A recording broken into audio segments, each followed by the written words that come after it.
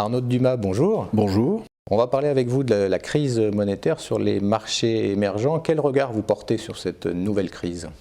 Alors, dans un premier temps, c'est quelque chose qui nous semble relativement, sinon prévisible, en tout cas normal. Il y avait eu effectivement ces dernières années un flux important de liquidités qui s'était orienté vers les pays émergents, à la suite en particulier des injections massives d'argent qui étaient faites par la Réserve fédérale américaine.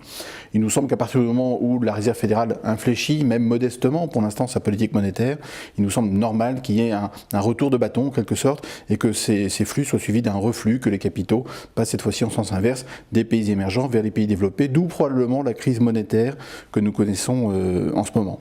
Alors ce qui nous préoccupe peut-être davantage, c'est le fait que cette crise monétaire intervient à un moment où les économies émergentes, on ne peut pas généraliser, chaque cas est spécifique, mais où les économies émergentes connaissent un momentum plutôt négatif, plutôt une inflexion de leur croissance, et puis d'autre part, il faut tenir compte, encore une fois, de ces situations diverses des différents pays émergents. Tous n'ont pas la même possibilité de réagir. On voit qu'un pays comme la Turquie a été obligé d'employer une arme massive qui est celle de la hausse des taux. Ils ont monté les taux de 5,60%, passant de 4,4 à 10%, c'est énorme.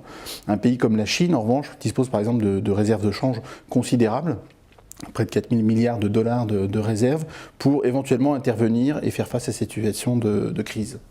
Alors, quelle peut être la conséquence sur votre stratégie d'investissement ?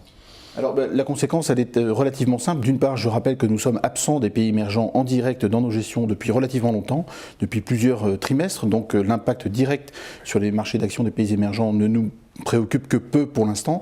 En revanche, il se pourrait que finalement il y ait un effet d'emballement, un effet de contagion, et que ce qui est au départ limité à une problématique de flux d'argent, se produisant dans un contexte d'économie un tout petit peu fragilisée, finalement aboutisse à une vraie problématique sur les pays émergents qui toucherait par ricochet les économies des pays développés à un moment où leur situation n'est pas extrêmement florissante, même si le momentum de ce point de vue-là est plutôt positif dans les pays développés. Donc pour l'instant, nous adoptons une posture un tout petit peu plus prudente, c'est-à-dire que, par exemple, la partie risquée de nos portefeuilles, en particulier les actions, de manière très simple, a été quelque peu réduite ces derniers temps.